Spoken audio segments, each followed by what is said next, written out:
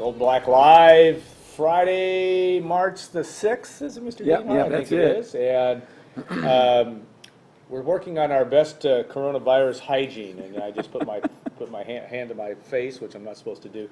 But no, we're glad that you're with us on the show today, and our special guest, Chris Hartley, who you will enjoy. Interesting. That guy he's gone from Noblesville to L.A. He is full L.A. You'll enjoy having him on. I want to thank our sponsors, also Triple X, on the hill but on the level, of Purdue tradition since 1929. Tom and I had breakfast there this week. Outstanding. It was outstanding. Hilton Garden Inn. When tomorrow's a big day, stay at HDI tonight. And State Farm agent Trent Johnson at trentismyagent.com. And Tom, you'll be making the trek over to post-practice to see what the Boilermakers have to say. Who's up for today? What group? You got Jeff Brom, correct? One person, the That's head it. coach, the big boss, Jeff Brom. This would be practice number 6, Alan. Yeah. We're almost to that midway point of spring ball, if you can believe it. So Jeff spoke to us after the very first practice, sort of set the table. First time we got a chance to actually talk to Jeff since the IU game. So we had a lot of questions about the season and some injuries. So 14 minutes of press conference, right? Yeah, we'll get an update. Obviously, we'll have some questions for Jeff after practice today as well, to sort of see what his thoughts are. As I said, Alan, as the Boilers steam toward that halfway point. What are some of the things you're curious? We talked off air about what precautions the Boilermakers will be taking for the coronavirus. That was one that certainly is going to be interesting, because there's obviously a lot of talk about that. In fact, on this airwaves at 3:30, a press conference with the Department of Health. But what else? What are other intriguing things that you've noticed since we haven't been in practice this week, but you've talked to the receivers and et cetera? So tell us what you think. Well, I'd like to get Jeff's view on how the defense is progressing. We talked to Bob Diaco, the new coordinator, after the second practice. Right. We've talked to some defensive personnel. We've talked to the linebackers and the safety so far. But sort of get Jeff's view up close and personal on how he thinks the defense is progressing, where they're at in the install, just things of that nature. Some personnel questions as well. Lorenzo Neal in particular, Alan. We got to watch the first 3 practices like fans did. While Neal was suited up, he was not taking part in drills. Yeah. We can't watch practice now, but as we ascend the stairs to do our interviews, the times I've seen Neal, it doesn't look like he's been participating yet either. I imagine they're just being precautious. Sure. Why take the chance as he comes off this knee injury? So again, just sort of get an update on Neal too defensively. Yeah, and of course you'll be taking the trip up the steps inside, which aren't except today. Inside, I got to believe today it inside. is cold in West Lafayette. 30 mile an hour winds and the air temperature about 40 degrees, and that you had pretty decent weather because they did get outside Monday and Wednesday. Yeah, so that will be a new thing for this week or for today. I would think that the Boilermakers will be inside from that standpoint. Quarterback situation, again, not knowing, you don't know for sure how that all again is going to play out in terms of that. The opportunity to have a 2-person battle right now, and that's obvious with Aiden O'Connell and Jack Plummer. But tell me what you learned just talking to the guys. What can you glean from that standpoint? It's a lot of fun talking about those guys, Alan. Two great young men, with some skill, I think. And like you said, it's going to be a battle. I asked Jeff Brom the first practice. I asked Brian Brom when we spoke to him at the end of the first week, is there a pecking order right now? Is there a number 1 and a number 2? I was told no. It's an open competition.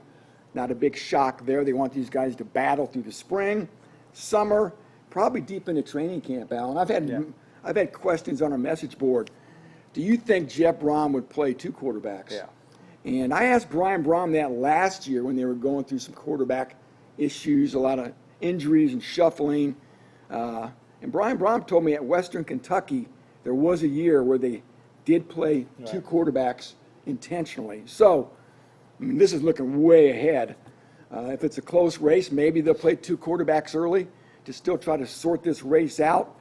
The good news for Purdue, I think, is whoever's the quarterback, I think, is a guy you can win with. Yeah, and the precedent obviously was set in 2017, the fact that Yeah. you played a lot of two quarterbacks in that situation with the David Blau and Elijah Sindelar. Now they both, and you did literally rotate them. I mean, he had a little bit of injury issue there, certainly with Blau at the end of the season, but he certainly has done this here in West Lafayette as well. Exactly, and each has a little bit different skill set. Jack Plummer, a little bit more athletic, can extend plays with his feet, can make plays with his feet on design runs or just out of the pocket on scrambles. Not quite the passer I don't think O'Connell is. Yeah. Aiden can really spin it. Even Plummer admits that. Yeah. He's not the athlete that Jack is, but again, he's got a good arm, can make all the throws. And Allen, I think he's got it too. Yeah. That nebulous it, an intangible, a pocket presence for a kid who, remember, came here as a Yeah. walk-on. So easy to root for Aiden O'Connell, but again, both these guys are great friends. They say there's no animosity between them. I'm not sure if I'd be like that if I was fighting. But they share information. They're good guys making each other better.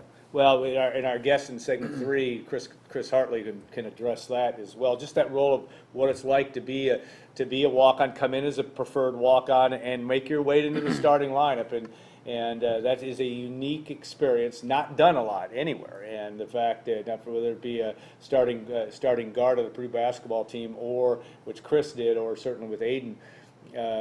Having a chance to throw for a lot of yards and had one of the best bucket game performances in the history of the bucket game last year in terms of yardage thrown. He really did. He was really impressive. And yet I like the fact that they're taking their time with Plummer and working their way back. Obviously, that's a must. And I liked what I saw from him last year. I mean, Yeah. he certainly made some things happen. It was tough for him at Penn State. It was tough for everybody for Purdue at Penn State, just because they were overwhelmed in that situation, and he was getting thumped on a regular basis. But he worked his way through that, and really up through the Nebraska game, really did a pretty good job for the most part. Yeah, Penn State was a very good team. Yeah, And and a great front. great front on defensive line. Obviously had issues protecting Jack, but again, you're exactly right, Alan. Plummer came in, did a good job before injuring his ankle against Nebraska, lost for the year. It was an injury that coaches continue to describe as being very similar to David Blau's, Yeah, right. suffered in Which is a 2017. serious injury, yeah. You're exactly right. They said, like Blau, Plummer's ahead of schedule, very diligent in his rehab. And again, they're very pleased with his progress. They did say they're still going to be cautious with him to try to avoid getting him in a lot of 11-on-11 situations this spring, Yeah. for fear of just something crazy happening, somebody accidentally Yeah. rolling up on his ankle. But again, he expects his activity to increase as the spring progresses. But back to O'Connell, his performance against the bucket. Don't forget, Alan, he engineered game-winning drives against Nebraska and up in Evanston as well. Yeah. So Never been done in the history of Purdue football. I mean, that's what's amazing. If you think about that, Yeah. it has not back-to-back game-winning drives in consecutive weeks. We looked that up, and unless our research is messed up, which is possible with me from time to time, but still an amazing accomplishment that a guy could do it in back-to-back weeks as a walk-on.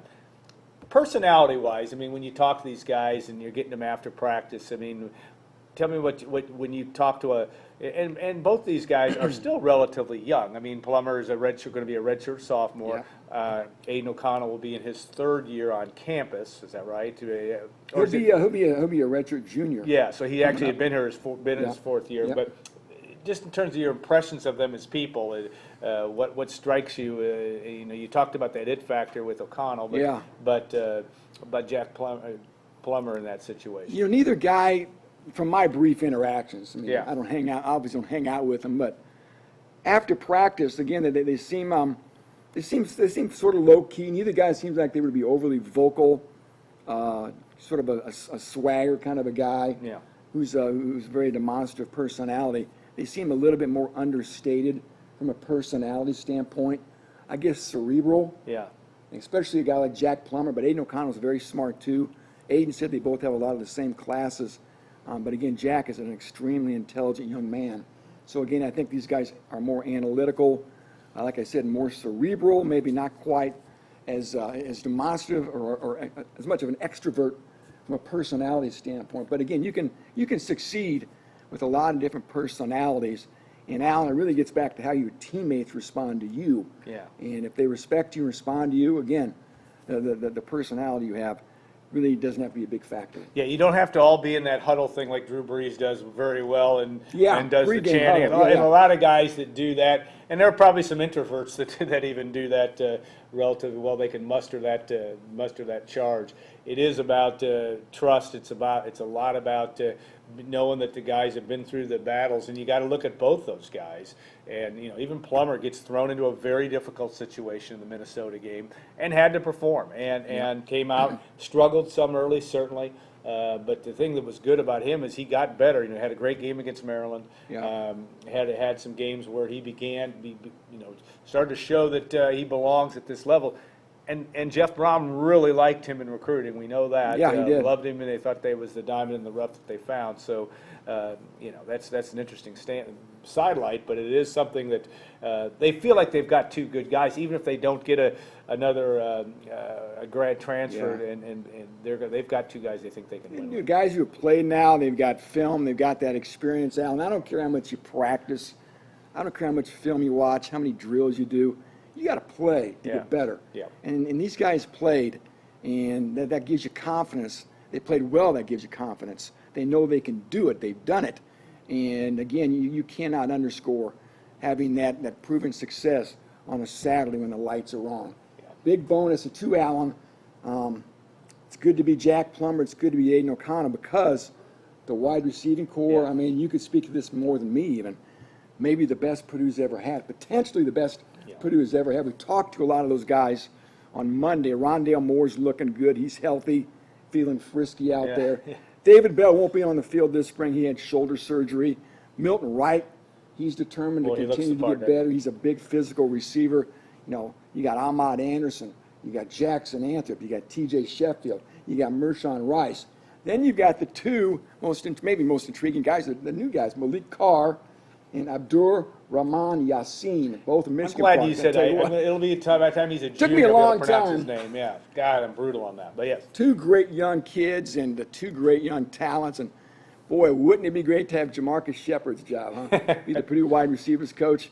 You get to pick steak or lobster, steak or lobster, steak or lobster. So you talk about competition. That room is filled with competition, and you know everybody's going to benefit from that. We know Malik Carr is kind of an in-your-face guy. At least he is on Twitter, and always is there and confident in what he can do.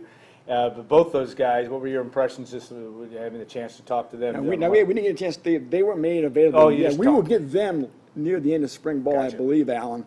They only had some of the veterans available. Rondale Moore, Bell, and we talked to Wright and Jackson Anthrop. Yeah. Jackson Anthrop, like Bell, probably is not going to see the field this spring. He had some surgery on one of his lower legs.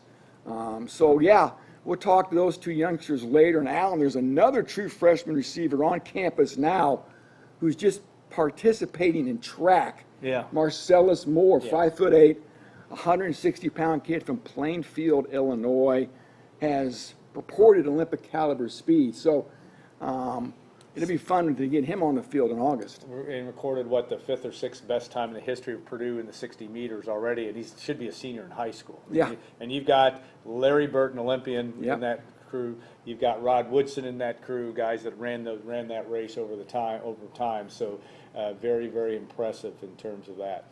You look back and obviously it's interesting because, and this happened before Jeff Brom got here, but they have starting spring ball before spring break, and the fact that they will take almost a 2 weeks off, almost two. For 12 days off. Yeah. In terms of that, coaches, I don't know your view on that. I mean, there are some teams. I know Michigan, I think, is starting and going a little bit later and having its spring game on the 18th. And the way the calendar fell this year, where Easter falls, made it nearly impossible to have that spring game. You had to have it either the 4th or the 18th. My question is just, having that break, is spring practice a day by day? I mean, you want to focus on the break doesn't really matter because you're really not getting ready to play a particular opponent in the near term. It probably doesn't matter. Yeah. As a player, I thought about this. I wouldn't want to interrupt it. I couldn't enjoy my spring break going, God, when I come back, I gotta I got to practice 2 more Yeah, weeks. yeah, yeah. The coaches like it, I think, because it does keep those guys focused over spring break, knowing they have to come Yeah. back and finish up spring drills. But the pace in the spring, as you would anticipate, Alan, you've been around a long time. It's not as intense as the fall, obviously. There's still a lot to do at Purdue defensively with that new defense. So again, I think you're seeing these schools start spring ball earlier too, Alan, just to get it out of the way in case there are any injuries. Yeah. Guys have more time to heal as well, because I think when we were in school, they probably didn't start this thing till mid-April. Oh, yeah, they would have a spring game around In May. 1st. Yeah. Yeah, That way was back my when. memory. But that has all changed, and now, like I said, the spring games are as early as April the 4th, and that's when Purdue's is in Ross H. Stadium. And that's the next time we'll actually see the Boilermakers in action from being able to watch them run up and down the field. Quickly too, April 2nd, 2 days before the spring game, Purdue will have its pro day in the Mollenkopf, where Marcus Bailey, among others, will work out. I talked to Bailey this week, coming off his combine experience. Yeah. Stories on the website. Marcus is very positive. He's just been cleared by doctors to resume football activities after having right knee surgery. Great young man, and very excited, and thinks his ceiling height for a pick may be the 3rd round, so he's very optimistic. Yeah, and the good story there from that standpoint. We're going to take a 2-minute break, and we're going to let Brian Newbert and Chris Hartley flip a coin for who's next on the segment. But that's the great thing about this show. There's always intrigue. And we'll look forward to our next segment and more from Tom on the site as well. He'll have a practice report, Jeff Brown report basically tonight after. And you're available at 6 o'clock-ish? Yep, 6 o'clock. Okay, you'll see him at that point. So we'll take a short break, and we'll be back on Golden Black Live.